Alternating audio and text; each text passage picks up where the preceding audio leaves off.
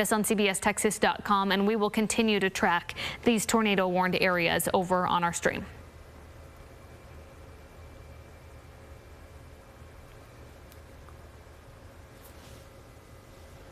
All right, we are continuing on our CBS Texas stream here. Thanks for sticking with us.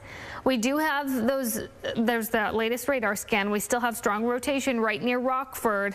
At this point, 11,000 feet off the surface, but we do have updates. We're checking in with the National Weather Service frequently here. They've had some storm spotters out in the area, and so this is something that we're going to continue to keep a close eye on as this cluster of cells continues to track to the southeast. So I'm going to turn on our reflectivity scan. You see that large swath of just big hail that's moving through Lamar County. So we have large hail right near Brookston and Ambia. Let's query some of this. So as I've mentioned a couple of times, this hail size scan runs on a little bit of a delay. So we go back a bit to see where that largest hail was. Ping pong ball sized near Brookston, Bardstown golf ball sized. You get into some of the outer edges and you pick up some smaller hail on those outer edges. Egg sized hail, that's 2 inches in diameter, golf ball sized near Broadway. So we are getting some big hail falling in the core of this storm. And I say core, there are actually multiple cores in this large storm that is encompassing the entire southern half of Lamar County, a very strong thunderstorm that is just covering a huge area. The strongest part of this extends 50 miles across. So this is a large storm. That's 50 miles across, and from north to south, I mean, it's still 35 miles. Looks like we're seeing reports of some funnel clouds near this area. So again, we're going to continue to track this through the duration of the warnings here. For people who live in these areas, this is Lamar County. This is also Delta County, a portion of Hopkins County. It's not quite to Hopkins County yet. That warning just got extended a little bit farther too. So that includes Franklin, Texas, Titus, Texas, and just the southwestern edge of Red River County, Texas as well in this. So Bogota, Johntown, Talco, Cunningham, Lone Oak, you've got quite the hail core moving right out over you. Deport as well, that heads toward Johntown here in the next couple of minutes. So we have 2 polygons going on here. We have this one that goes till 9:15, this one that goes till 9:45, which extends outside of our viewing area into Franklin and Titus, but it does also include just a portion of Red River County. And if we turn on that storm relative velocity once again, we're seeing rotation near Cunningham. This isn't quite as great of a view as I would like to see with this, but the reason for that is because we're a little bit farther from the radar site. So we're looking at the Fort Worth radar here, and this is out here, you're getting 10 to 15,000 feet off the ground. Let me see how close the Shreveport radar is to this as it tracks a little bit farther. Okay, so Shreveport radar maybe a little bit better on this. So we just have several areas of rotation. Deport, we've got some broad rotation near you. Lone Oak and Minter, Cunningham as well. This is just a very large storm that encompasses so much of Lamar County. Let's see here.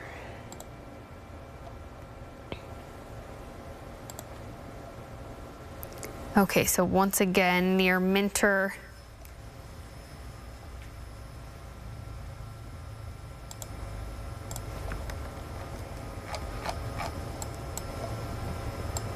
We're really on the outer edge and outer reaches of these radar sites with this cell. This is kind of one of those spots that we just don't have a radar real close to it, unfortunately. So you've got to be overly cautious with storms as they move through these areas, because when your radar beam is that high, that's something that you have to take into account. It's a little bit more difficult to see just how low that rotation is extending. So this is with the Shreveport radar. So at this point, we're still about 10,000 feet off the ground. So Cunningham, we've got rotation there near Minter and Lone Oak, Deport as well, and 2 polygons. So the purple that you see, that was an unconfirmed spotter report, a photo of a tornado, and so the National Weather Service is working with them to try and see if that did touch down and exactly where and how long it was down for. But then we've got a whole lot of red going on here. Those red lines, those are 2 different tornado warnings. We have one that goes till 9:45, one that goes till 9:15. So Lamar County, a portion of Delta County, the eastern portion of Delta County, and the northeastern portion of Hopkins County, and then we get into Red River County. That's where that warning is in effect till 9:45. That just includes the southwestern portion of Red River County, so Hillsborough, Rugby, Johntown, Bogota, and then that extends farther into Titus and Franklin, Tennessee. Still looking at hail upwards of 2 inches in diameter with this, and it is moving southeast at 25 miles per hour, so it's slowing down a bit. Upwards of egg-sized hail, so again, that's 2 inches in diameter. If you are getting these alerts, again, a reminder, make sure you are in that safe spot, the lowest level of your house, in the center of your house, a room with no exterior walls or windows, and just stay there for the duration of this warning. So Broadway, Bardstown, this rotation, still some broad rotation near you. I would still stay in that safe spot, again, especially as we're this far from the radar site.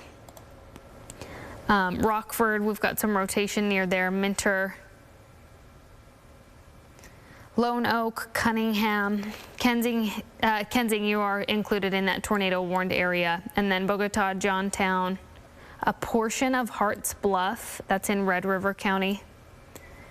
And then Sulphur Bluff in Hopkins County. You are included in this, but you're just starting to see the light rain. The rotation is still a bit farther to the north. So this is the time you take, make sure you're headed to that safe spot and just stay there as this passes right over you here in the next little bit. I'll throw a tracker on this for you, so you can see kind of the different direction these 2 areas of rotation are headed. So let's throw a tracker on.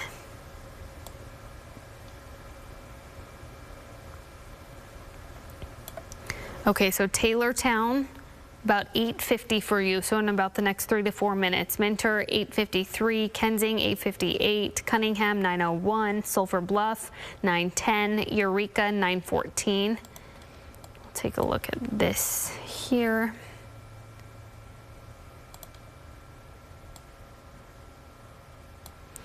Hillsborough, 8:48, so that's moving over you just about now, next minute. Rugby, 8:51, Bogota, 8:58, Rosalie, 9:03, and Johntown, 9:06. We'll zoom back down to some of those roads, road level view. So some back roads, FM 410, County Road 1112, State Highway 37 through Bogota, FM 909, FM 196, FM 1503, so Lone Oak, Minter, Hillsborough, that's moving right over you. And as I turn that reflectivity scan back on here, you'll notice the hail cores that we've been watching with this. We have a couple of hail cores near Bogota and just east of Minter, right near Lone Oak, where we've seen hail upwards of reports of egg-sized hail through this area, and so likely seeing a lot of smaller hailstones in it too, and then in that hail core, upwards of 2 inches in diameter. We've got a bit of a hail core just northeast of Broadway and northwest of Bardstown. hail core near Petty and Roxton. And this just encompasses a very large portion of Lamar County and does extend. It's not just Lamar County. We do have severe thunderstorm warnings in effect for Red River County as well. And as I turn on our national radar, you'll see that extends into Arkansas, and that's kind of the extent of that cluster of storms that, if I play back the last 6 hours, you'll see the path that these have taken. So they developed in Oklahoma, already had some storm activity in Arkansas ongoing. A couple of tornado warnings that were in Oklahoma, south of McAllister is where we saw a couple of those. And then these are just clipping our northeastern counties. So Lamar County, Red River County, again, Hopkins County, a portion of it, a portion of Delta County. Zoom back in here and turn our high resolution radar back on. And anywhere you see those pinks, those bright colors, the dark gray, the black colors there, those are hail cores. And we do have some large hail in pockets all throughout this storm that is moving through Lamar County. Again, it's tracking kind of east-southeasterly, south-southeasterly in a couple of pockets. So this is not going to impact the rest of the Metroplex, the rest of North Texas. We've just got to watch this area.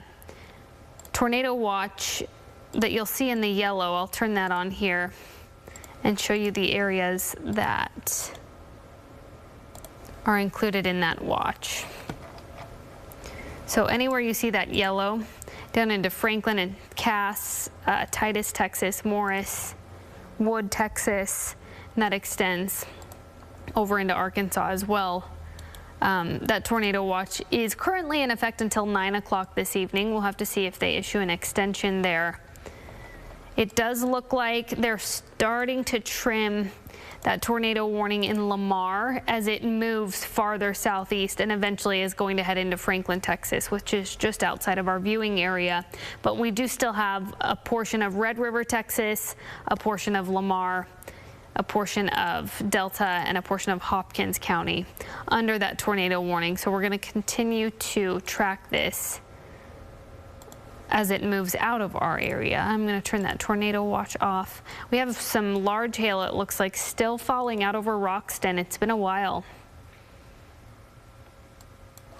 Turn on that velocity scan, and you can see where that rotation is, at least in the upper levels. Again, let's turn on the Shreveport radar. We're still 10,000 feet off the ground here, but the rotation that you see kind of in this area near Cunningham, south of Lone Oak.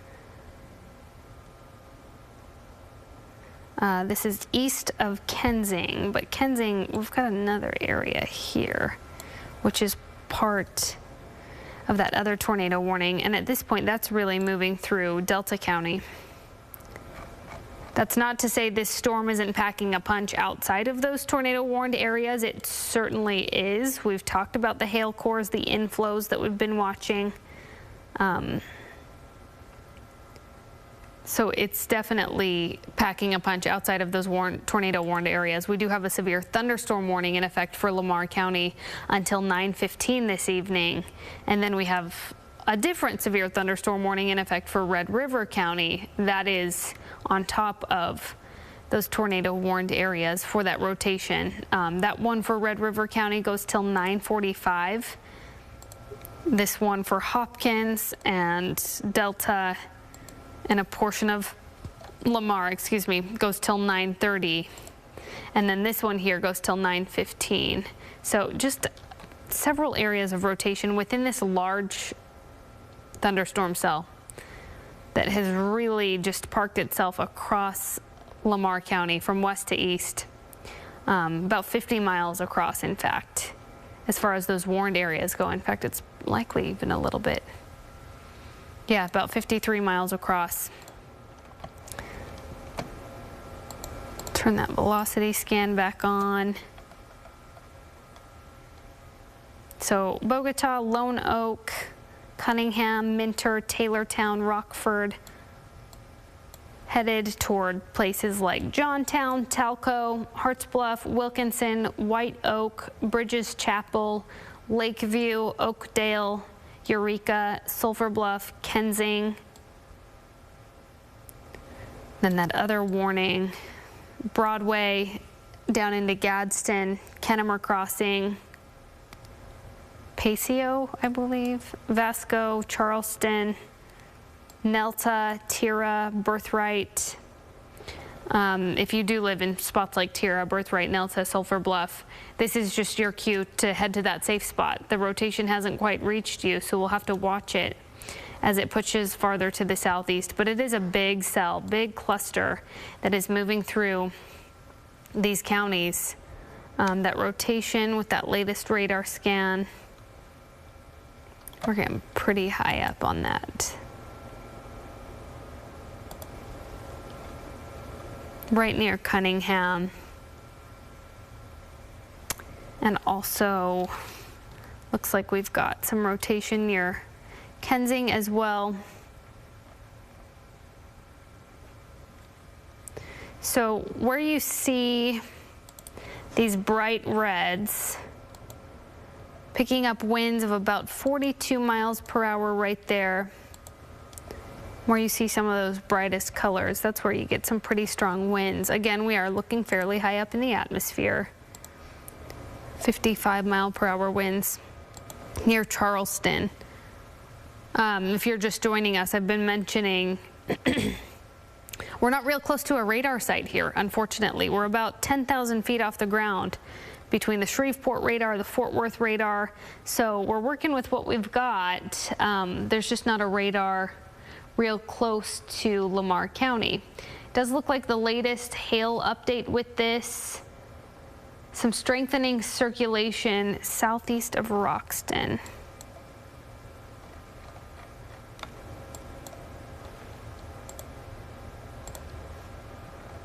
Okay, so that's right there.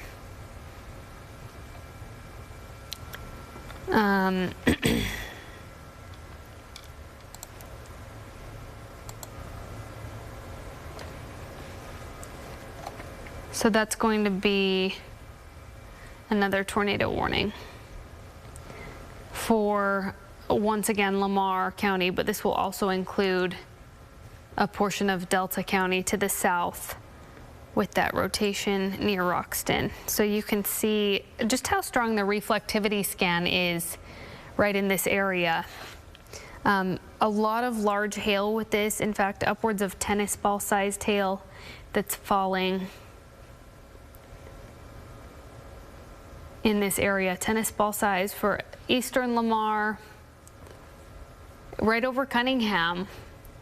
Looks like we've seen one of the strongest hail cores. It does look like we've got 3 areas of circulation in the tornado warned area. So southern Lamar County near Cunningham, another north of Lake Creek, another near Roxton. Just areas that we've got to keep a close eye on, because once again, we just are not real close to a radar site with any of these. Okay, so those the dark grays, the blacks that you see there, again, those are those large hail cores. Here's our latest radar scan, where we have rotation moving through Gadsden on State Highway 19, near Broadway, Gadsden, Frog Hop, Slabtown, Lake Creek, Kennemer Crossing, Prattville, Post Oak, that'll head toward Post Oak, Charleston, East Delta. Motion of this southeast about 25 miles per hour.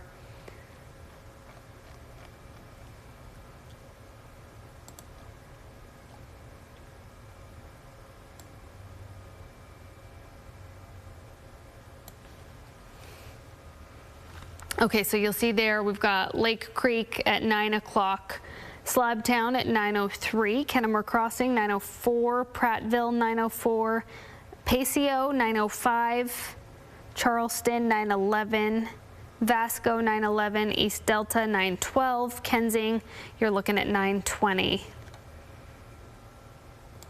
As that area in particular moves over you, because we do have a couple of areas that bear watching, one farther to the east. And it's looking like pretty broad rotation as high up as our radar scan is here, but that's near Eureka and Cunningham, Kensing, and then this area near Gadsden, Kennemer Crossing. So as we zoom back out here,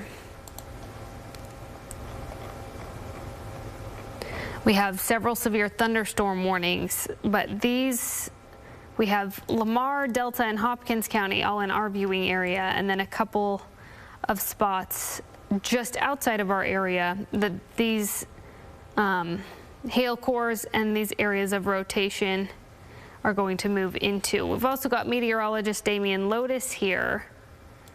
Damian, what have you been seeing? Well, McKenna, I think you brought up the best point of all, is that these storms, unfortunately for us, are kind of in no man's land for our radars. And the reason why that's an important distinction is because, as you can imagine, tornadoes, they happen in the lowest 1,000 feet of the atmosphere. Or I should say the 1,000 feet closest to the surface, right? So the farther away you are from a radar site, the higher up in the atmosphere you are sampling, because the Earth curves underneath the radar beam. So the radar beam actually shoots straight out. So whenever that radar beam shoots straight out, the Earth, the surface of the Earth, actually curves underneath the radar beam. So the farther away you get from the actual radar site where that beam originates, the higher up in the atmosphere you are sampling. And once again, since the tornadoes happen in the lowest 1,000 feet of the sky, after a while, if these storms are too far away, you're not looking at the part of the storm that's actually producing the tornado. You're actually looking higher up, which McKenna was talking about. And as a meteorologist, that makes it a little bit more difficult to ascertain if a storm is actually producing a tornado, more as if that rotation that you're seeing on radar, if that's actually translating to the surface and translating into a tornado. And that's why if you look at the radar, you see the different colored boxes. So right now you have the red boxes. Red boxes are for pretty much radar indicated tornadoes. These are severe thunderstorms that have enough rotation that if that rotation does, once again, translate to the surface, can produce a tornado. Now, if you see any of the pink boxes, the purplish boxes, they're more of a purple color, but if you see any of those, what ends up happening is, as I zoom out, you can see that, you see how every once in a while you'll see a little bit, you'll see a pink box, or a purple box, I should say. We even had some near Paris earlier this evening, I should say. The purple boxes are confirmed tornado warnings. That means a trained spotter had eyes on the actual storm producing an actual tornado. So that's a very important distinction to make. But you can see that as I put the loop on for the last, let's say, hour, we're not seeing any of those. We're just seeing the red boxes. The red boxes mean tornado warnings for a severe thunderstorm that's capable of producing a tornado. And once again, that's an important distinction, because with how far away these radars, or how far these storms are from the actual radar sites, we have two radars that are within range of being able to sample and monitor these storms. One's in Fort Worth, the other one's in Shreveport, Louisiana. And as you can imagine, they are both pretty far away here from the actual base of the storm, the actual core of where these tornadoes would be produced. So once again, as McKenna was saying, about 9,000–10,000 feet, that's probably where these radars are, these radar beams are actually intercepting the storm. So we're actually looking about 5,000 to 10,000 feet above the surface. But that is also very important to remember, because as I freeze frame the radar, whenever you're looking about 10,000 feet in the sky, that is almost where you normally would look for to find large and developing hail cores. So whenever you're seeing these really hot colors here on the map, that's definitely showing me that these storms are absolutely 100% producing large hail. So there's the reflectivity. Let's look at the velocity on these. So as I put the 1 hour loop on here, what you normally look for on these velocity signatures is the radar not only measures the rainfall and the hail, which I'll go ahead and show you that right here. So what the radar is measuring right now in this view that you're seeing with all these colors, which we normally see, the greens, the yellows, the oranges, the reds, and unfortunately in some cases the purples, and even the dark gray and black colors. What you're looking at right now is the radar's interpretation of sampling the rainfall and the hail. So on this map, the green and the yellows are light rainfall, the reds are heavy rainfall into small hail, and then the purples and the blacks, that's normally whenever you start to see flooding rainfall and or just large damaging hail. So that's what we're looking at right now. This is the radar's measurement of the rain, the intensity of the rain, the intensity and the size of the hail. We've seen 2-inch hail. We've had confirmed reports of 2-inch hail. So hail is a lot easier to confirm because once the storm moves through, you can see the actual hailstones produced by the storm. Unfortunately, once again, especially with how much rainfall that this storm is producing, it's really hard to see those tornadoes, right? Which we were talking about that previously. Whenever you looked at I'm sure a lot of folks have seen the images from the tornadoes, for example, yesterday in Oklahoma. Some of those tornadoes, the one in Enid near Vance Air Force Base, didn't have any rainfall. So that kind of tornado you can see from miles away because the rain doesn't obscure it. Whereas in the storms yesterday from northern Oklahoma, completely rain wrapped, so you can't see that. So for these storms, the same thing. If these storms are producing a tornado, it's going to be very difficult to see just because of how, once again, how much rainfall that these are producing as we head into this evening. So overall, this is what we're mainly going to be watching out for as we head into this evening, as we head into tonight. We're going to be watching out for the tornado watch. By the way, the tornado watch has been expired. It's been replaced by a severe thunderstorm watch that it goes until 4 a.m. here early. Today's Friday, so 4 a.m. early Saturday morning. That's going to be the latest timeline on that actual storm. So we have a severe thunderstorm watch in effect off to the east for these storms, for the potential of these storms as they continue to work their way in. We can go and show you Max 1 real quick and give you an update here on. So this is the replacement of the tornado watch. It's now a severe thunderstorm watch, and that severe thunderstorm watch goes until 4 a.m. And you can see all those counties right there highlighted in that pinkish color. They're off to the east. That's the severe thunderstorm watch, and that extends until 4 a.m. So the tornado watch was until 9 p.m., which is already expired. So what normally happens is that normally in the early stages of the development for these storms, that's whenever you see the best chance of rotation, especially low-level rotation in the atmosphere, especially the lowest levels of the atmosphere where you need that rotation to produce a tornado. Well, as you get later in the afternoon and heading into the evening hours, that rotation it's not quite as plentiful in the atmosphere as it is earlier in the day. So what ends up happening is that these storms are still going to be capable of producing large hail damaging winds, but the overall rotation signatures, especially in the low levels of the atmosphere, just aren't as abundant as you would see earlier in the afternoon, which is why normally you'll see that a tornado watch, especially here across the southern plains, will be replaced by a severe thunderstorm watch, and the timeline will be extended as well. You saw that the tornado watch went until 9 p.m., whereas in this severe thunderstorm watch goes until 4 a.m. So let's go and switch back to links, and I can show you that what we're seeing on radar is overall, yeah, you can see the storm motion. McKenna was pointing this out. It's off to the south, off to the southeast. These storms are moving about 25, 30 miles an hour. So I wish they were moving a little bit faster because whenever you start to see slower forward momentum, slower forward motion here on storms like this, that normally means that the flooding potential is mitigated. But whenever you get slower moving storms, that means the flooding potential is able to climb higher. But I will say that McKenna, she measured this earlier. This cluster of storms is probably about 3 storms in there. It looks like it's just one line, but it's actually 3 clustered storms together. They're about 60 miles apart. So that's a little bit too tight to really be able to produce a tornado because these storms, they end up fighting off the inflow, and the inflow is what ends up supporting them, causing them to intensify, and also spins them up to produce tornadoes. So whenever you get storms this close together, especially a cluster before they line out, the overall tornado potential does come down here with these storms, but they are still warned for tornadoes. And as you can imagine, those orange boxes you see right there, those are, let me go ahead and freeze frame the last radar scene. The orange boxes you're seeing there on your screen, those are severe thunderstorm watches, or severe thunderstorm warnings, I should say, and those are definitely going to be capable of producing up to golf ball plus size hail. So the hail cores are going to be the main thing that I'm going to be watching out for here as we go forward. But once again, this is the radar's measurement of the intensity of the rainfall, the intensity of the hail. What I'm going to show you now is the radar's interpretation of the winds in the actual storm. So the way this works is that the radar measures two parts of the wind. The first one is the direction, to and from, pretty much. And the other thing it measures is the intensity of the wind, the strength of the wind, I should say. And that's annotated by the brightness of the color. So the red means the winds are blowing away from the radar, which the radar we're looking at right now is from Fort Worth. So as you can imagine, this is going to be winds that are going to be moving from southwest to northeast. So the winds are actually moving. Let me see if I could draw this on here for you. So the red means the winds are going that way. Now the greens mean that the winds are going this way. The winds are blowing towards the radar site, which is down in Fort Worth, right? So whenever you start to see those colors there on the map, one of the things you're really looking for is, once again, the colors indicate the direction of the wind. Now the brightness of the colors, that annotates the strength of the actual wind. So the brighter the colors, the stronger the winds, right? So whenever we're starting to try to find rotation signatures, whether it's in the low levels of the atmosphere or the mid levels of the atmosphere, low levels are more for tornadoes, mid levels are more for hail production. So right now we're looking at the mid levels of the atmosphere. So where we're looking right now is the prime position for hail production in a maturing thunderstorm, severe thunderstorm, supercell thunderstorm.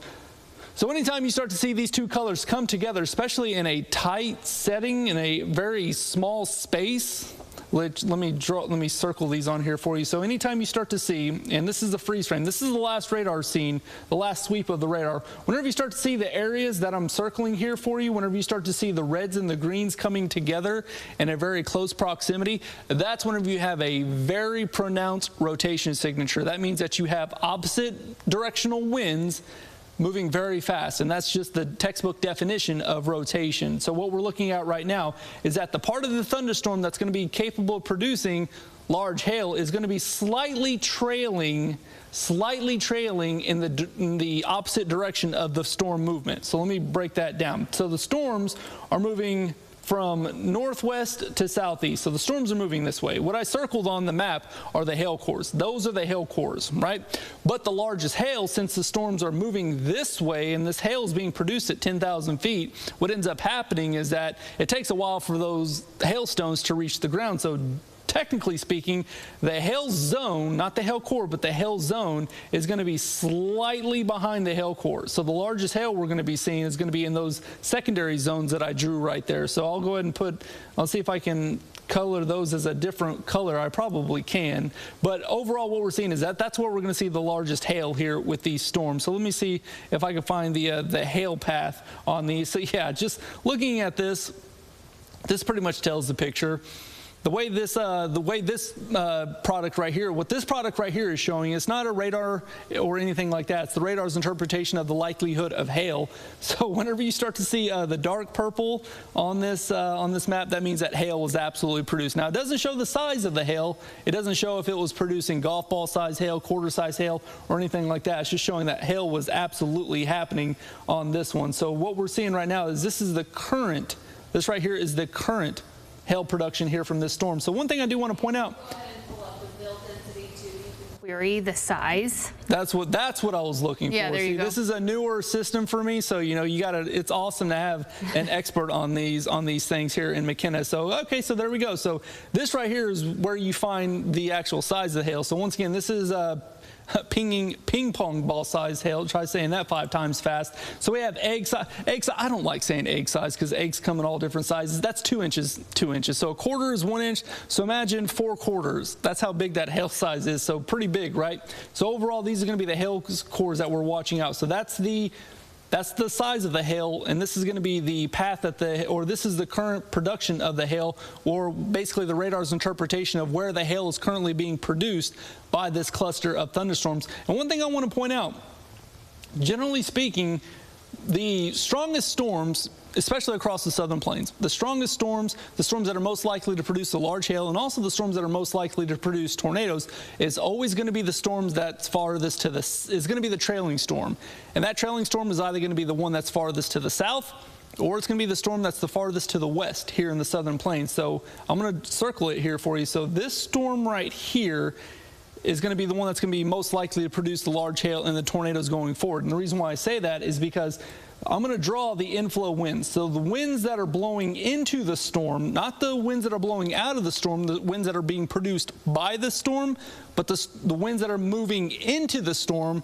And once again, you go outside today, we had highs in the 90s. It just felt like a soupy, muggy storm day. So all that moisture, all that humidity that we have at the surface, they're blowing right into these storms. So what ends up happening is that the storm, the trailing storm, which is either the most southerly storm or the storm that's most to the west, I should say, those are the storms that have the most unobstructed inflow of surface winds. So that area that I circled right there, that is going to be the part of the storm that has the highest potential of maintaining or intensifying in strength, but it also has, it's the part of the storm that has the highest likelihood of producing low-level rotation, not just mid-level rotation, which is what I was showing you where you see the hail production, but the low-level rotation where we can see tornado production. So that's what we're going to be watching out for that. So let me go and clear this. So that area, I'm going to actually circle that area that we're watching out for, the western part of the storm. So this part of the storm, once again, has the unobstructed inflow winds, which could support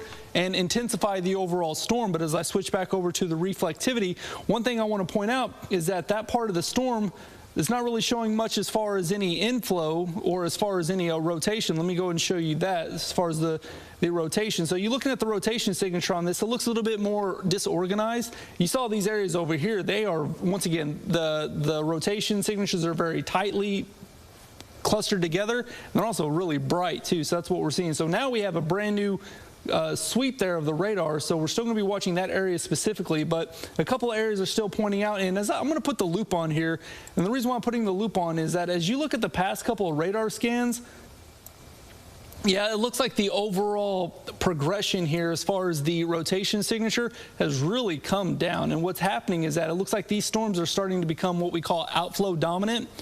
So what ends up happening with that is that these storms, as you can imagine, they produce a very strong outflow of winds.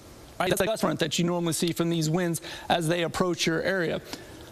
But what ends up happening is that after a while, whenever these storms start to build and maintain and have that gust front, after a while that gust front shoots so far out in front of the actual main line of storms, it actually ends up choking off those inflow winds that I was talking about.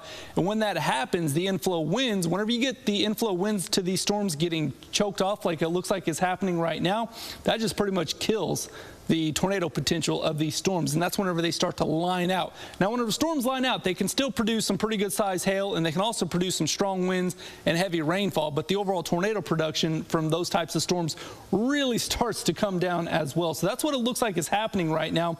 But I do want to point out is that as these storms also, whenever they get those inflow winds cut off, that's also when the storms start to dissipate. That's also when the storms start to collapse a little bit. But what ends up happening is that when those storms collapse, all that air has to go somewhere, and whenever it comes into contact with the surface, it just rushes out. So you can get a really strong gust of wind as these storms start to collapse, and that looks like that could be what's happening with some of these storms, with some of these areas. One thing I also want to point out with this line is that as these storms start to collapse and then you get that gust of wind there from the collapse of the storms, that can also create very small areas of very localized spin, which could produce tornadoes. So we're not done with the tornado threat just yet with these storms. We're still going to be watching out for this. Let me go ahead and freeze frame the radar for you and see what we're tracking here as far as the actual warnings. We still have this tornado warning. This is going to be for northern parts of Hopkins County, which you can see the actual area of rotation is about to overrun the actual tornado warning, which the tornado warning extends till 9:30.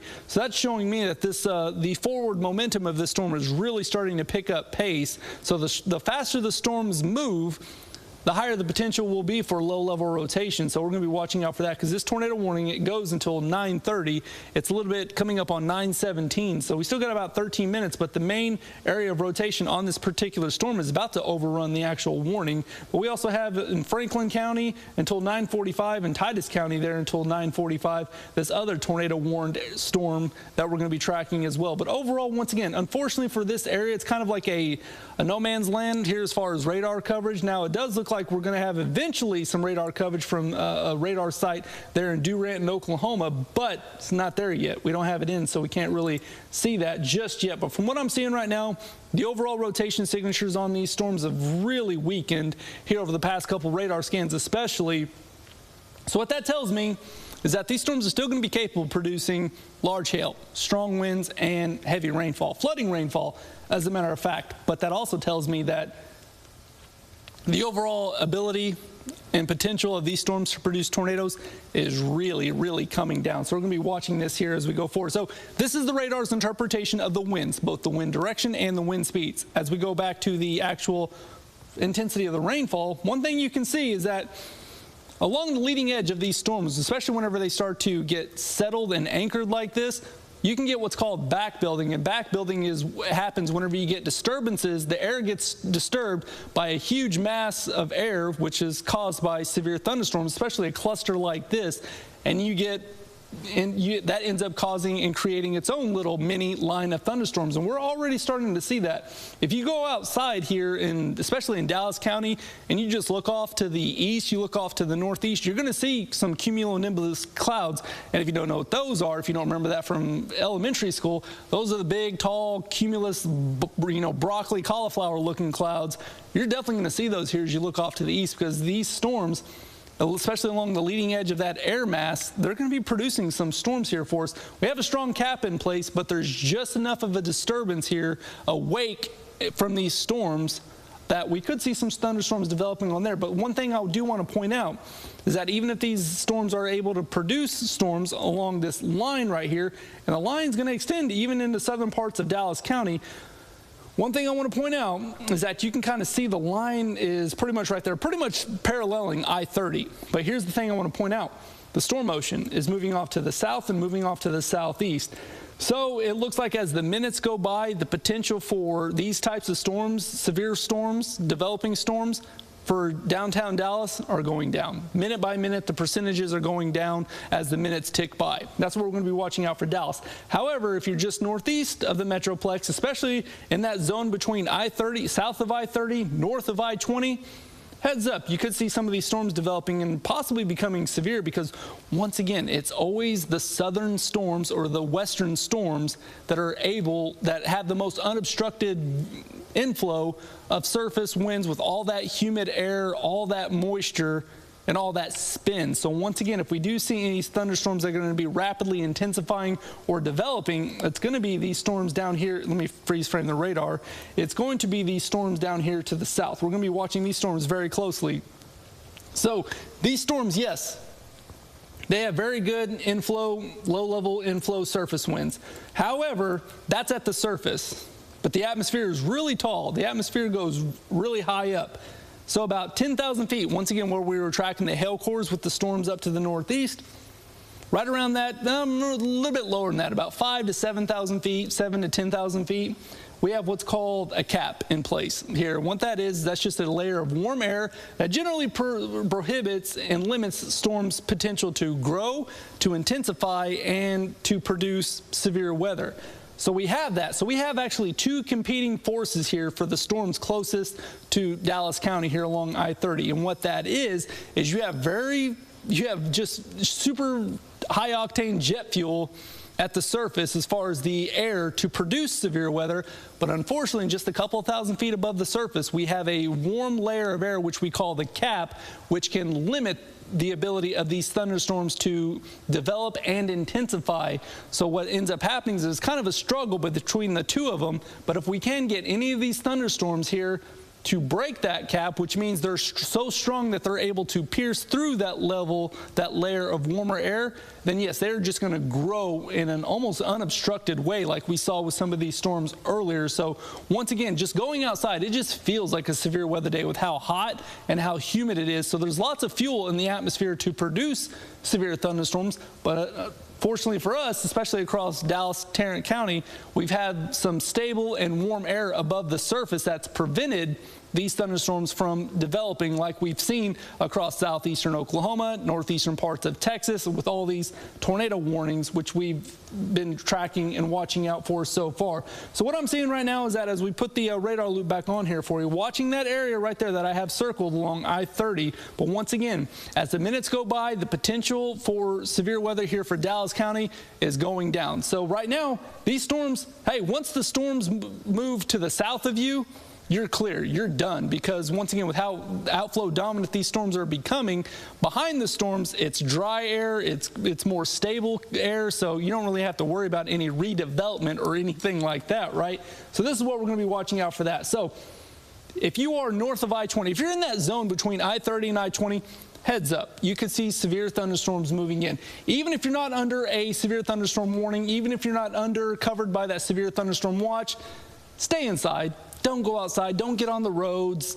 Stay away from windows, things like that, because you definitely don't want to have to be worrying about that. So let me see if I can find the lightning indicator on here, because I also want to point out, yeah, the other reason why you don't want to be outside, I mean, look at that. These things are putting on one heck of a light show here as they continue. Even these storms that are just now crossing the I-30 corridor. And once again, lightning intensity is a very good barometer. That's the usage for that. Not really the usage for that.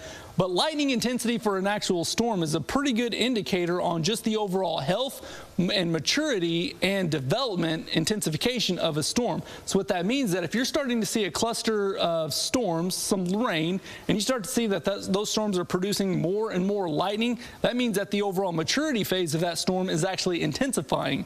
On the inverse is that if you're starting to see a thunderstorm that's producing less lightning, that means that the storm is overall showing signs of weakening, which once again, looking at these storms up to the north, you can see that at the beginning of the radar loop, these things were putting on a light show that would rival the 4th of July, right? Past couple radar scans, you're not seeing quite as much lightning. It's still producing a lot of lightning, which can be dangerous if you're outside, right?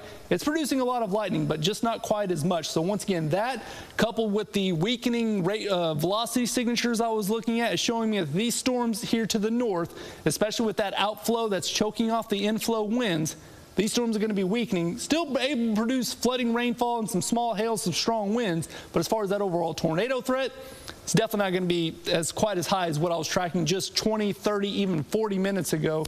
But the area that, once again, is going to be area of concern is going to be these storms that I circled right there just to the south of I-30. So once again, even if you're not under a severe thunderstorm warning, even if you're not covered by the severe thunderstorm watch, if you look to the north and you see lightning, if you look to the north and you see dark clouds, if you look to the north and you hear thunder, expect there to be severe weather moving in, even if you're not under a watch, even if you're not under a warning. And conversely, if you're in one of these areas that, once again, even though these storms are showing signs of weakening, once again, a collapsing storm can still produce tornadoes. So even if you are in an area where we're showing that these storms are showing signs of collapsing, when we go and freeze frame the radar, even if you are in those areas, still, if you're in an area that's under a tornado warning, still take your tornado precautions. Tornado precautions, 3 things you need to remember. Number 1, you want to shelter in the lowest level of your structure. A storm shelter, a basement, most ideal. That's the best thing, that's the best place you can shelter. If you don't have that, lowest level of your structure. First floor is most ideal. You don't want to stay in the 2nd floor, 3rd floor, and you don't want to do anything like that. Second thing you want to remember, you want to put as many walls between you and the outside as possible. Walls are kind of like shields. You want to put as many shields between you and the outside as possible. So an interior bathroom, an interior closet, an interior just room is most ideal. A coat closet, those are great because once again, they put as many barriers, shields between you and the outside as possible. So lowest level, interior room, and the other thing you want to make sure you do is that whenever you are picking your area to shelter, try not to shelter in an area in a room that has windows. And the reason why is because blowing glass is very dangerous in a tornado. So you want to make sure you remember those 3 things. So if you are in one of those tornado warned areas, take your immediate tornado precautions, lowest level, center room, no windows. All right, so that's what we're going to be watching out for that. So it's coming up on 9:30. Let's go and see what's going on with the latest here with the watches and warnings. See if they're going to allow those tornado warnings to expire here. Because once again, from what I'm seeing on radar, first off, with these storms, especially with how high the radar beam is looking into the storm, I don't know why they warned them.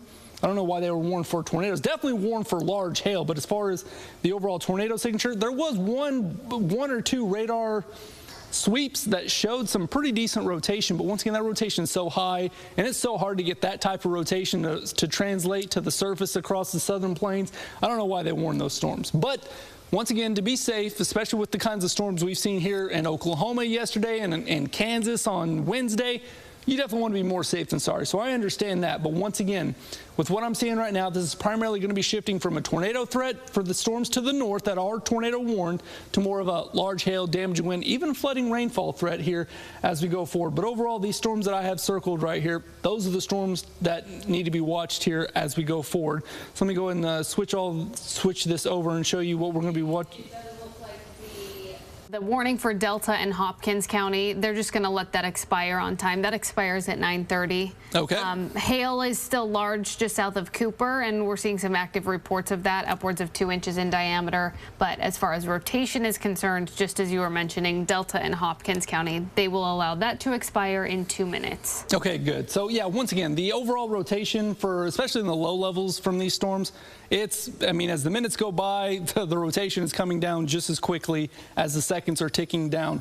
So, but once again, just because it's not a tornado warned storm doesn't mean that you don't need to pay attention to it, because once again, lots of lightning, lots of hail, lots of wind, lots of rain as well. So the one thing I will say that is looking better and better, to me at least, as the minutes go by, is that you're starting to see as these storms are really starting to line out. So lining out storms, they do produce stronger winds. But the one thing I do want to point out is that as I freeze frame the radar, there's a good and there's a bad whenever it comes to storm picking up forward momentum, to storms going faster, moving faster through the atmosphere. The good news is that it limits the overall potential of flash flooding, right? Because if you have a slower moving heavy rainmaker, that's just going to allow those rain gauges to just top off. But if these storms are moving faster, that limits the overall time that heavy rainfall is over a specific location, which helps out with the flooding risk, right? But unfortunately, the faster a storm moves, the stronger the winds that a storm produces, right? So it's kind of a good thing, bad thing. You got to take the good with the bad. So the good news is the overall flooding potential is coming down with these storms.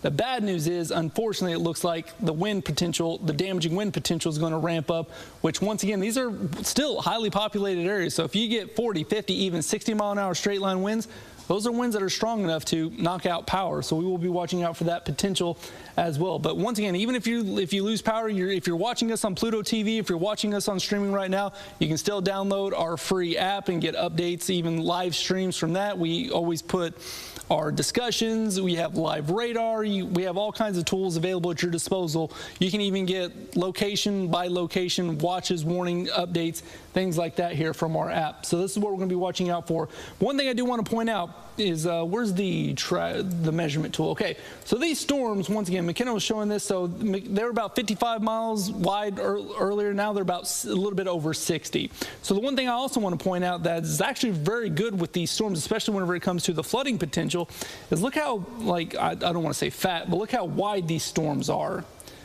These storms are about not even 10 miles wide. So what that means is that if you get a storm that's moving 30 miles an hour and it's 10 miles wide, how long is it going to take to go that 10 miles? It's going to take about 20 minutes, right? So what that means is that the storms, now that they're only about 10 miles wide and if they're moving 30 miles an hour, storm's only going to last 20 minutes. So what ends up happening is that the rain, here, I'm going to go and circle this for you. These are how these storms end up going. So the very leading edge right here that I'm showing there, the very leading edge of the green, which is the light rain, that is whenever you start to see you start to get that cool rush of air, right? It can be pretty breezy, it can be pretty windy, but you get that cooler brush of like air whenever you in that area, that zone right there that I drew, which is the leading edge, the very tip, the very edge of the green, right? Now, whenever you get to the very edge of the yellow, which is what I'm circling right there, that's whenever you see the gust front. And what I mean by gust front is that's when you know the storm is moving in. That's when you get that really strong gust of wind. And then immediately, within a minute of following that really strong gust of wind, whenever you start to get into the reds, that's whenever you start to get that heavy flooding rainfall. We're talking the kind of rainfall where if you're driving on the road, sometimes you can't even see past the hood of your car, right? That's what happens, and that follows almost immediately that strong gust front. But then once again, once you get that immediately strong gust front and that just flooding rainfall, 20 minutes later, I mean, look what's happening back here. Absolutely nothing. So what ends up happening is that these storms last for about 10, 20 minutes, and then after that, you never know that they were even there. So the good news is that looking at these storms, you're seeing fewer and fewer areas of bright purple, and also the areas that were gray and the black, those are gone. You're not seeing those anymore, which is great news, because that's whenever you start to see the large and damaging hail. So it still looks like we have a couple of areas where we could see some hail cores, but overall the hail intensity, especially for the line there along I-30, really coming down. But I will point out, once again, as I freeze frame the radar, the area of concern that I'm mainly going to be watching out for is going to be this zone right here. This is where we're going to see intensifying storms, which, as we look at the lightning intensity for these particular storms, yeah, that part of the storm is producing a lot more lightning. So we're going to be watching out for that very closely. And just before we let you go, we're going to go ahead and take a quick look here at, once again, as McKenna pointed out to me, the intensity of the hail. So the area to the south, the southern storms that I was watching out for, you can see that the largest hail still being produced with those hail cores, with the rotation in the mid-levels, 10,000 feet above the sky. But one thing I do want to point out is that a couple radar scans, there was nothing here to the south. Now these storms are starting to produce some hail, and over the past couple radar scans, you can see that those colors have become brighter, which means that the storm is not only starting to produce hail, the hail that the storm is producing is starting to intensify and grow, which means that we could see damaging hail down there as well. So this is going to be a very interesting setup here as we go forward, as far as what we're going to be tracking as we head throughout this evening and as we head into tonight. But once again, it looks like the tornado warnings are going to be allowed to expire. We're still tracking a severe thunderstorm watch that extends until 4 a.m. This is going to be a long night here for some of these areas, especially across East Texas. But once again, here for Fort Worth, you're fine. Fort Worth's going to be a great Friday night. A little breezy for my taste, but it's going to be a great Friday night. Dallas, once again, as the minutes tick by, the percentages are going down just as quick, so you don't have to really worry about anything. But I will point out that if you are in Dallas, these storms are close enough to where we still have to remember lightning safety, because once again, lightning can happen hundreds of miles from the leading edge of a storm, so you definitely don't want to be caught outside with a big lightning storm moving through. So hang out for about an hour and a half, and then after that we should be clear here for Dallas County. But overall, we're going to continue to watch this. We'll have more updates coming up for you. We have the 10 o'clock news coming up here in about 20-25 minutes. We'll bring you the latest update. But in the meantime, stay right here with CBS News Texas, and we'll bring you the first alert.